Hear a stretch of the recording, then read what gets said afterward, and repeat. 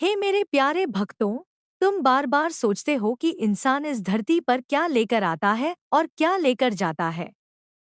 जीवन के इस रहस्य को समझना बहुत जरूरी है, क्योंकि जब तक यह ज्ञान हृदय में उतर नहीं जाता, तब तक मनुष्य केवल मोह, लालच और भ्रम में उलझा रहता है। जब तुम इस धरती पर जन्म लेते हो, तब तुम्हारे पास कुछ भी नहीं होता। न धन होता है, न घर होता है, न रिश्ते होते हैं, न कोई मान सम्मान होता है। केवल एक श्वास और एक रोता हुआ स्वर लेकर तुम आते हो। तुम्हारे हाथ खाली होते हैं, मगर दिल में परमात्मा का दिया हुआ अमूल्य खजाना छुपा होता है, निर्मलता, पवित्रता और मासूमियत। यही वह सबसे बड़ी पूंजी है, जो हर जीव अपने साथ लाता है। जन्म के समय तुम्हें न कोई कपड़ा ढकता है, न कोई आभूषण सजाता है। केवल माता का स्नेह और पिता का आशीर्वाद ही तुम्हारे लिए पहला वस्त्र और पहला आभूषण बनता है।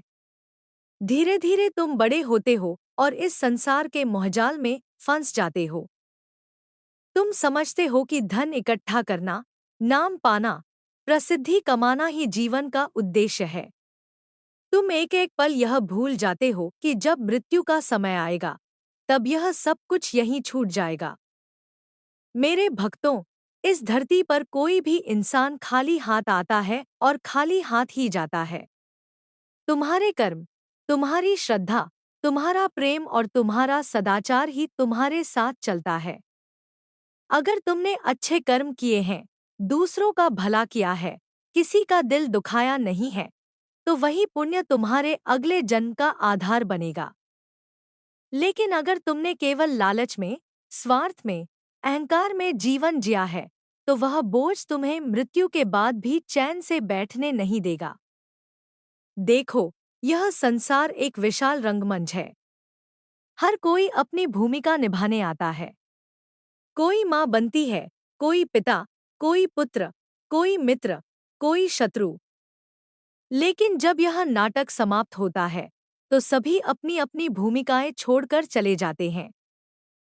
तब न कोई रिश्ता साथ जाता है, न कोई वस्त्र, न कोई गहना। केवल तुम्हारे किए हुए कर्म तुम्हारे साथ चलते हैं। यही कारण है कि शास्त्रों में कहा गया है, कर्म ही मनुष्य का सच्चा धन है। मेरे प्रिय भक्तों, तुम अक्सर सोचते हो कि क्यों इतनी मेहनत करनी चाहिए, क्यों इतना भला करना चाहिए जब अंत में सब कुछ छूट जाना है। पर याद रखो, जो तुम्हें दिखाई देता है वह नश्वर है, और जो तुम्हें दिखाई नहीं देता वही शाश्वत है। तुम्हारा प्रेम, तुम्हारी दया, तुम्हारा सत्य, तुम्हारा धर्म, यही अमर है। यही तुम्हारी आत्मा के साथ अनंत काल तक चलता है। सोचो जरा, जब तुम किसी गरीब की मदद करते हो, किसी दुखी को सहारा देते हो, किसी भूखे को भोजन कराते हो, तब तुम केवल उसका ही भला नहीं करते, बल्कि अपने आत्मा को भी उज्जवल बनाते हो। यही वह पुण्य है जो मृत्यु के बाद तुम्हारे साथ यात्रा करता है। पर जब तुम किसी को धोखा देते हो, छल करते हो, किसी का अपमान करते हो, तब तुम केवल उसका नुकसान नहीं करते, बल्कि अपनी आत्मा को भी भारी बोझ से भर देते हो। यही पाप तुम्हारे अगले जन्म की कठिनाइयां बनकर सामने आते हैं। मृत्यु को देखकर लोग डरते हैं, क्योंकि वे सोचते हैं कि सब कुछ यहीं छूट जाएगा। लेकिन भक्तों, यह समझो कि मृत्यु कोई अंत नहीं है, यह केवल एक द्वार है। जैसे तुम घर से बाहर निकलकर दूसरे स्थान पर जाते हो, वैसे ही आत्मा एक शरीर छोड़कर दूसरे शरीर में प्रवेश करती है। लेकिन उस यात्रा में तुम्हारे साथ केवल तुम्हारे कर्म चलते हैं। न तुम्हारा सोना चांदी, न तुम्हारे महल, न तुम्हारे रिश्ते, केवल तुम्हारी आत्मा और उसके कर्म।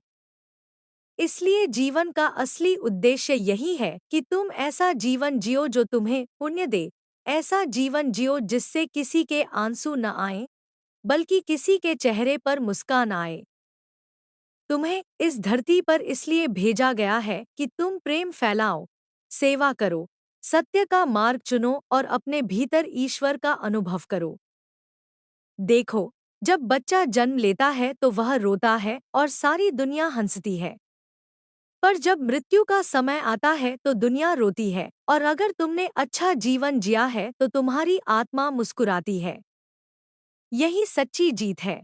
जब तुम अपने कर्मों से ऐसी पहचान बना लो कि तुम्हारा जाना भी लोगों को शिक्षा और प्रेरणा दे जाए। मेरे प्यारे भक्तों, मैं यह नहीं कहती कि तुम्हें धन नहीं कमाना चाहिए या सुख सुविधाएं नहीं लेनी चाहिए। ये सब भी जीवन का हिस्सा है, लेकिन इन्हें जीवन का उद्देश्य मत बनाओ। धन कमाओ, पर दूसरों की मदद करने के लिए। नाम कमाओ, पर उसे अहंकार में मत बदलो। रिश्ते बनाओ, पर उनमें स्वार्थ मत रखो। यही सच्ची साधना है। तुम्हें याद रखना होगा कि तुम इस धरती पर केवल यात्री हो। जैसे कोई यात्री स्टेशन पर थोड़ी देर के लिए रुकता है और फिर अपनी यात्रा पर निकल जाता है, वैसे ही तुम भी यहाँ थोड़े समय के लिए आए हो। यहाँ रहते हुए जो भी कर सकते हो, अच्छा करो, ताकि जब तुम आगे बढ़ो तो तुम्हारी आत्मा हल्की हो, पवित्र हो और परमात्मा के चरणों तक पहुँच सके। अंत में मेरे प्यारे भक्तों, मैं तुम्हें यही संदेश देना चाहती हूँ कि इस जीवन में मोहमाया का जाल बहुत बड़ा है, लेकिन सच्चा ज्ञान यही है कि तुम खाली हाथ आए हो और खाली हाथ जाओगे। बीच का समय ही तुम्हारा खजाना है। इसे प्रेम, सेवा, सत्य और भक्ति से भर दो। यही तुम्हारी असली संपत्ति होगी। बाकी सब केवल स्वप्न के समान है। मेरे बच्चे, जब भी भ्रम में पड़ो तो यह याद कर लेना, क्या लेकर आए थे और क्या लेकर जाओगे, यही विचार तुम्हें हर बार सही रास्ता दिखाएगा। यही विचार तुम्हारे जीवन को सफल बनाएगा और यही तुम्हें परम सत्य तक पहुंचा देगा। ठीक है मेरे प्यारे भक्त, अब मैं तुम्हें एक जीवन कथा के रूप में वही सत्य बताती हूँ कि इंसान क्या लेकर आता है और क्या लेकर जाता है। एक गांव में गोपाल नाम का साधारण किसान रहता था। वह बचपन से ही बहुत मेहनती और ईमानदार था। उसके पास ज्यादा जमीन जायदाद नहीं थी, लेकिन उसका दिल बहुत बड़ा था। गोपाल हमेशा सोचता था कि इंसान क्यों इतना धन और वैभव इकट्ठा करने के पीछे भागता है, जबकि आखिर में सब यही छोड़कर जाना पड़ता है। गोपाल के पिता अक्सर उसे समझाते थे, बेटा, जब तू इस धरती पर आया था, तो तेरे हाथ खाली थे, और जब तू जाएगा, तब भी खाली जाएगा। केवल तेरे कर्म ही तेरे साथ चलेंगे। इसलिए हमेशा सच्चाई और भलाई का रास्ता अपनाना। गोपाल ने इन बातों को अपने दिल में बसा लिया। वह खेतों में मेहनत करता, लेकिन जितना भी अनाज उगाता उसमें से कुछ हिस्सा हमेशा गरीबों और भूखों को दे देता। लोग उससे कहते, गोपाल, तू इतना दान क्यों करता है? अपने बच्चों का भी तो ख्याल रख। तो गोपाल मुस्कुराकर कहता, मेरे बच्चों का ख्याल तो ईश्वर खुद रखेगा।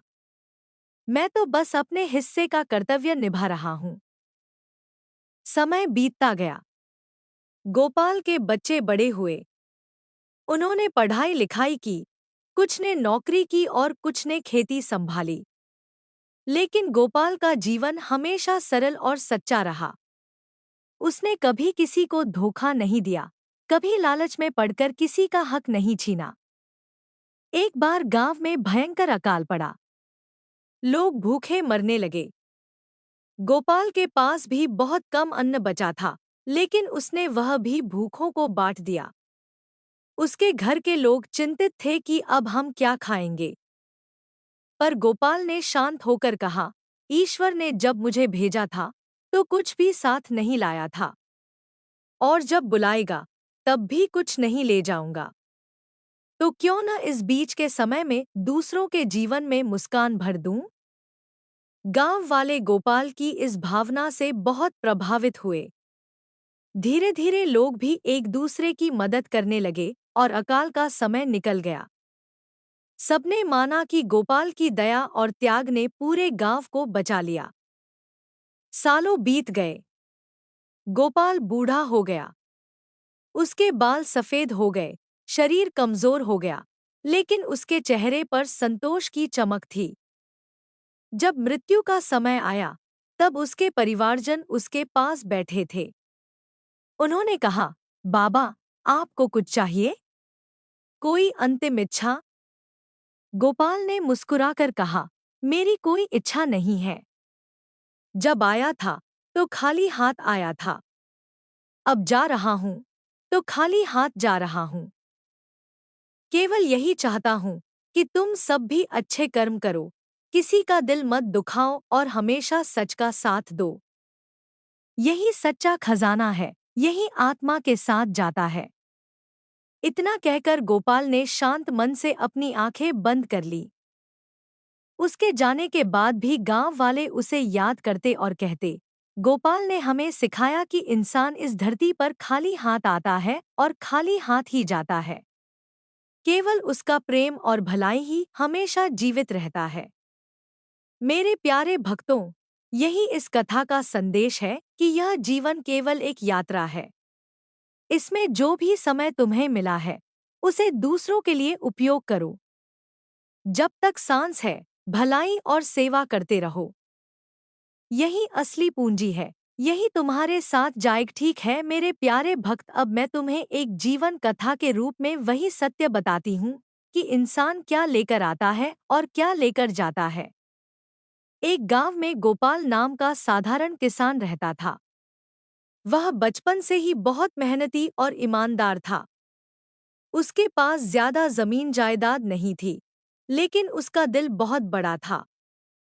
गोपाल हमेशा सोचता था कि इंसान क्यों इतना धन और वैभव इकट्ठा करने के पीछे भागता है, जबकि आखिर में सब यही छोड़कर जाना पड़ता है। गोपाल के पिता अक्सर उसे समझाते थे, बेटा, जब तू इस धरती पर आया था, तो तेरे हाथ खाली थे, और जब तू जाएगा, तब भी खाली जाएगा। केवल तेरे कर्म ही तेरे साथ चलेंगे। इसलिए हमेशा सच्चाई और भलाई का रास्ता अपनाना। गोपाल ने इन बातों को अपने दिल में बसा लिया। वह खेतों में मेहनत करता, लेकिन जितना भी अनाज उगाता उसमें से कुछ हिस्सा हमेशा गरीबों और भूखों को दे देता। लोग उससे कहते, गोपाल, तू इतना दान क्यों करता है? अपने बच्चों का भी तो ख्याल रख। तो गोपाल मुस्कुराकर कहता, मेरे बच्चों का ख्याल तो ईश्वर खुद रखेगा। मैं तो बस अपने हिस्से का कर्तव्य निभा रहा हूँ। समय बीतता गया। गोपाल के बच्चे बड़े हुए। उन्होंने पढ़ाई लिखाई की, कुछ ने नौकरी की और कुछ ने खेती संभाली। लेकिन गोपाल का जीवन हमेशा सरल और सच्चा रहा। उसने कभी किसी को धोखा नहीं दिया, कभी लालच में पड़कर किसी का हक नहीं छीना। एक बार गांव में भयंकर अकाल पड़ा। लोग भूखे मरने लगे। गोपाल के पास भी बहुत कम अन्न बचा था, लेकिन उसने वह भी भूखों को बांट दिया। उसके घर के लोग चिंतित थे कि अब हम क्या खाएंगे। पर गोपाल ने शांत होकर कहा, ईश्वर ने जब मुझे भेजा था, तो कुछ भी साथ नहीं लाया था, और जब बुलाएगा, तब भी कुछ नहीं ले जाऊंगा। तो क्यों न इस बीच के समय में दूसरों के जीवन में मुस्कान भर दूं? गांव वाले गोपाल की इस भावना से बहुत प्रभावित हुए। धीरे धीरे लोग भी एक दूसरे की मदद करने लगे और अकाल का समय निकल गया। सबने माना कि गोपाल की दया और त्याग ने पूरे गांव को बचा लिया। सालों बीत गए। गोपाल बूढ़ा हो गया। उसके बाल सफेद हो गए, शरीर कमजोर हो गया, लेकिन उसके चेहरे पर संतोष की चमक थी। जब मृत्यु का समय आया, तब उसके परिवारजन उसके पास बैठे थे। उन्होंने कहा, बाबा, आपको कुछ चाहिए? कोई अंतिम इच्छा? गोपाल ने मुस्कुराकर कहा, मेरी कोई इच्छा नहीं है। जब आया था, तो खाली हाथ आया था। अब जा रहा हूँ, तो खाली हाथ जा रहा हूँ। केवल यही चाहता हूँ कि तुम सब भी अच्छे कर्म करो, किसी का दिल मत दुखाओ और हमेशा सच का साथ दो। यही सच्चा खजाना है, यही आत्मा के साथ जाता है। इतना कहकर गोपाल ने शांत मन से अपनी आंखें बंद कर ली। उसके जाने के बाद भी गांव वाले उसे याद करते और कहते, गोपाल ने हमें सिखाया कि इंसान इस धरती पर खाली हाथ आता है और खाली हाथ ही जाता है। केवल उसका प्रेम और भलाई ही हमेशा जीवित रहता है। मेरे प्यारे भक्तों, यही इस कथा का संदेश है कि यह जीवन केवल एक यात्रा है। इसमें जो भी समय तुम्हें मिला है, उसे दूसरों के लिए उपयोग। गोपाल की मृत्यु के बाद गांव में एक अजीब सा सन्नाटा छा गया। लोग उसे याद करके भावुक हो जाते थे, क्योंकि उसने अपने जीवन से सबको यह सिखा दिया था कि सच्चा इंसान वही है जो दूसरों के लिए जिए। उसके घरवाले भी उसके विचारों को आगे बढ़ाने लगे। गोपाल का बड़ा बेटा रामेश्वर गांव का स्कूल संभालने लगा। उसे याद था कि पिता हमेशा कहते थे, ज्ञान ही सबसे बड़ी संपत्ति है, जो न चोरी हो सकती है और न ही खत्म। इसलिए उसने बच्चों को पढ़ाने और शिक्षा फैलाने का बीड़ा उठाया। धीरे धीरे गांव के छोटे छोटे बच्चे पढ़ लिख कर समझदार होने लगे। गोपाल का दूसरा बेटा धर्मपाल खेती करता रहा, लेकिन वह भी पिता की तरह हर साल अपनी फसल का कुछ हिस्सा गरीबों को देता। उसे याद था कि पिता कहते थे, अनाज तभी पवित्र होता है जब उसमें से भूखों का हिस्सा निकाला जाए। उसकी इस आदत से गांव के लोग बहुत प्रभावित हुए और धीरे धीरे सबने यह परंपरा अपनानी शुरू कर दी। गोपाल की बेटी सुशीला, जो शादी के बाद दूसरे गांव में थी, अक्सर पिता को याद करती। उसे हमेशा यही सुनाई देता था कि पिता कहते थे, बेटी, तू चाहे कहीं भी रह, पर सच्चाई और सेवा का दामन कभी मत छोड़ना। सुशीला ने अपने घर में गरीब बच्चों को पढ़ाना शुरू कर दिया। धीरे धीरे उसका घर छोटे बच्चों का आश्रम बन गया, जहां वे मुफ्त में शिक्षा पाते। समय गुजरता गया और गोपाल के विचार पूरे गांव में फैल गए। गांव में पहले लोग केवल अपने घर परिवार के बारे में सोचते थे, लेकिन अब वे दूसरों की मदद करने लगे। कोई बीमार होता तो सब मिलकर उसका इलाज कराते, किसी की शादी होती तो सब मिलकर सहयोग करते। गांव में एकता और प्रेम का वातावरण बन गया। एक दिन गांव में एक साधु आया। उसने देखा कि लोग कितने मिलजुल कर रहते हैं और कैसे हर कोई एक दूसरे की मदद करता है। साधु ने उत्सुक होकर पूछा, भाइयों, यह परिवर्तन कैसे हुआ? मैंने तो सुना था कि इस गांव में लोग पहले स्वार्थी और झगड़ालू थे। तब गांव के बुजुर्ग बोले, यह सब हमारे गोपाल की वजह से हुआ है। उसने हमें सिखाया कि इंसान खाली हाथ आता है और खाली हाथ जाता है। केवल भलाई और सेवा ही हमारे साथ जाती है। उसके जीवन ने हमें यह सत्य सिखाया। साधु ने प्रसन्न होकर कहा, धन्य है वह आत्मा जिसने यह सत्य समझा और दूसरों को भी समझाया।